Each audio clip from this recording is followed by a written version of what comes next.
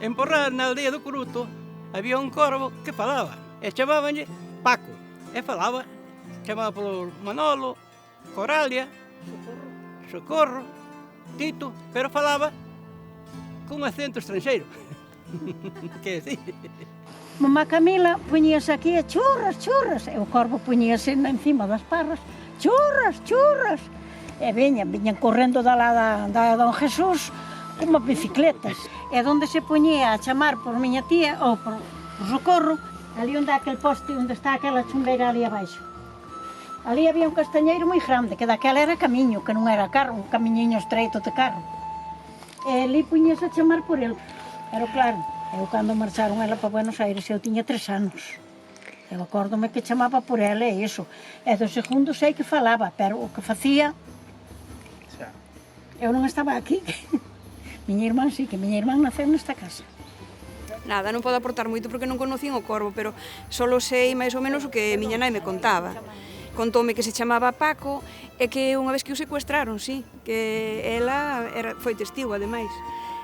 Viuno pasar, levaba un chaval nas mans, o corvo, e ela reconoceu-no.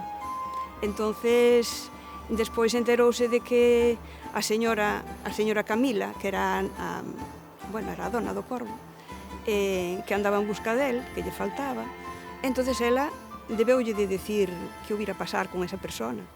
Entonces, despois non sei como recuperaron, non sei se o corvo veu pola súa propia ou se o foi a buscar ela, eso non sei, pero miña nai conta eso. Pero eu o corvo conocino pouco, porque lía pouco de eu vir para aquí, morreu Camila e malo corvo.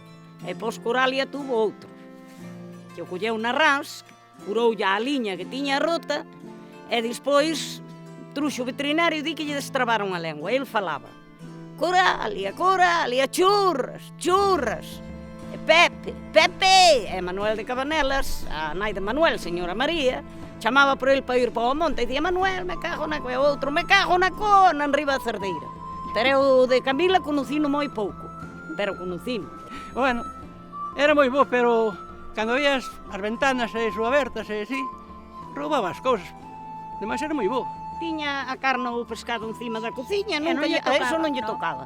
Pero viña de Pontevedra, deixaba os anillos ali en riba, ela iba o outro con eles para arriba das gallas da cerdeira. Eso non quedaba un. Sí, ela tiña malicia tamén, un pouco malicia. Tamén se non a tuvera bo caralho. No, que va. Tiña porque o corvo aquilo, cando xutaba a muller, xutaba a junta e bataba. E cando as mulleres poñían soltado o corvo, me axixaba, A min ali na parra de Don Jesús eu estaba atando a parra. E o corvo poñíase en riba e desataba a bimbia. Coralia, me cago na cona, ven buscar o corvo atado por unha pata. Como vou atar o corvo? Deixa o ceigo. Pero desataba marvides todo. Era o corvo moi pillo. Teatro, el... Sí, tiñas que acababas aquí e quedabas de novo. Sí, debía ser, además poñía os pelos de punta, non? Miraba así, no corvo. Era un corvo moi pillo. Hai poucos agora, non?